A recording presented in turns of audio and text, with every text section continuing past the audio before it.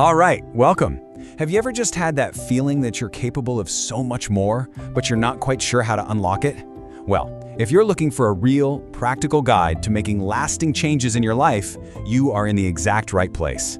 Let's dive into the blueprint for your personal reinvention. You know that question, right? That little nagging feeling. You wake up, you go through your day, and this quiet voice in the back of your head asks, is this really it? It's so easy to feel like you're just stuck on a hamster wheel, maybe waiting for some perfect moment to finally start fresh. But here's the good news. You're not stuck. You just haven't been given the right map until now. Okay, this slide right here gets to the absolute heart of why so many of us fail when we try to change. It's not because we're lazy, it's not a lack of willpower, it's about identity. You see, when you say I'm trying to be fit, you're literally telling yourself you're not there yet.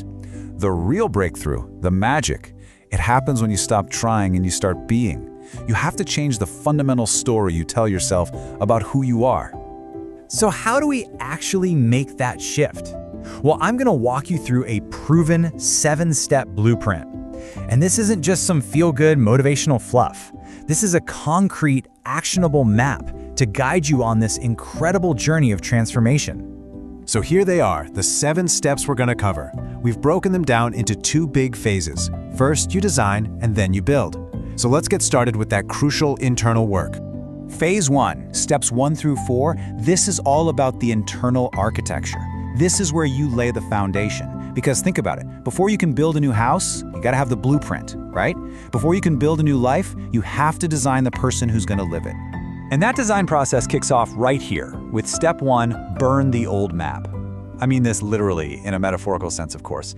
You have to consciously decide to let go of the outdated version of you. All the past failures, the limiting beliefs, the labels that other people might have stuck on you.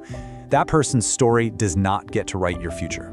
Now, this is such a crucial shift in how you think. See, goals are just destinations on a map, but your identity, that's the engine that actually gets you there. So instead of saying, I want to lose 20 pounds, you start telling yourself, I am a person who nourishes my body with healthy food. Define your new identity with a powerful I am statement that really lights you up inside. Okay, step 3 is a serious reality check. Your willpower, it's finite. It runs out. But your environment is influencing you 24/7.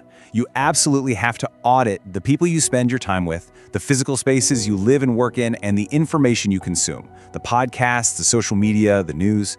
Does your world support the person you are becoming, or is it holding you back as the person you're trying to leave behind? This brings us to probably the biggest trap in personal change. We get all fired up, right? And we try to overhaul our entire life in one weekend.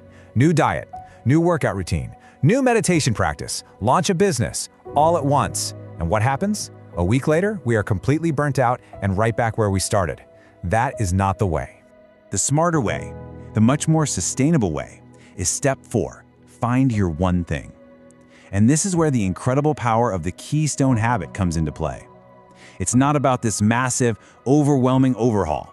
It's about finding one small strategic domino to push that knocks down a whole bunch of other positive dominoes automatically.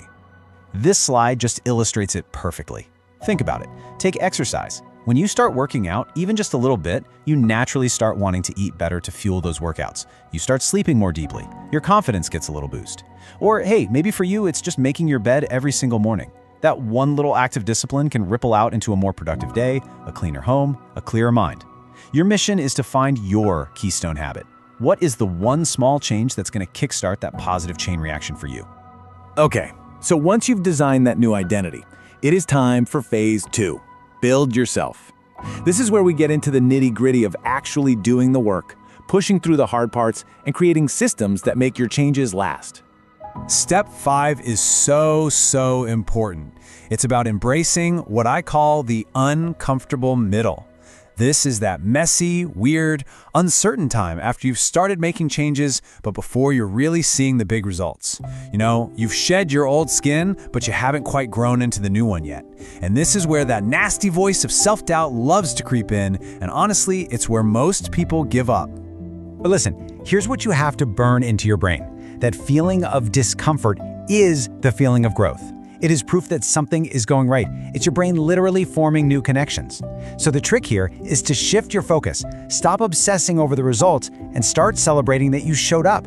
Instead of asking, am I there yet? Just ask, did I do my one thing today? Did I honor my new identity today? Look, motivation is great for getting started, but it's systems that keep you going for the long haul. Step 6 is all about building your reinvention system. This takes willpower and daily decision-making out of the equation. This slide shows a super simple but incredibly effective structure. A morning anchor to start your day right, a quick evening review to stay on track, and a weekly reset to celebrate your wins and adjust your plan. So why are systems like this so unbelievably powerful? Well, it all comes down to the magic of compounding. The goal isn't to be perfect overnight. It's just to be 1% better today than you were yesterday. And that tiny improvement, it might not feel like much, but over a year, that adds up to you becoming, wait for it, 37 times better. That is not a motivational poster quote. That is just math.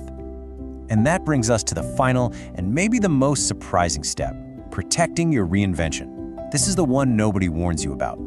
As you start to grow and shine and change, not everyone in your life is going to be popping champagne for you. Your transformation, it acts like a mirror, and it can reflect back to them the areas where they feel stuck, and, well, that can make some people really uncomfortable. So how do you handle this? First, guard your vision. Your new identity is like a tiny little sprout at first. You don't need to expose it to a hailstorm of criticism from people who just don't get it. Second, you have to actively build your reinvention circle. Find your allies. Surround yourself with people who are also on a path of growth. They'll get it. And finally, anchor yourself in your why every single day. When you feel that external resistance, reconnecting with your deepest reason for changing is your best defense.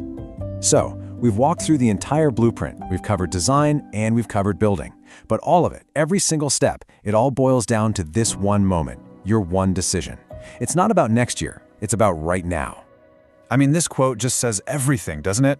We can't go back and change the past, but the power to reshape everything that comes next, that power is in your hands in this exact moment.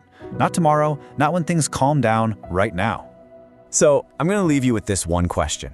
Forget all 7 steps for just a second and focus on one. What is your one thing? What is that single keystone habit you can commit to, starting today, right now, that will begin the beautiful ripple effect of your reinvention?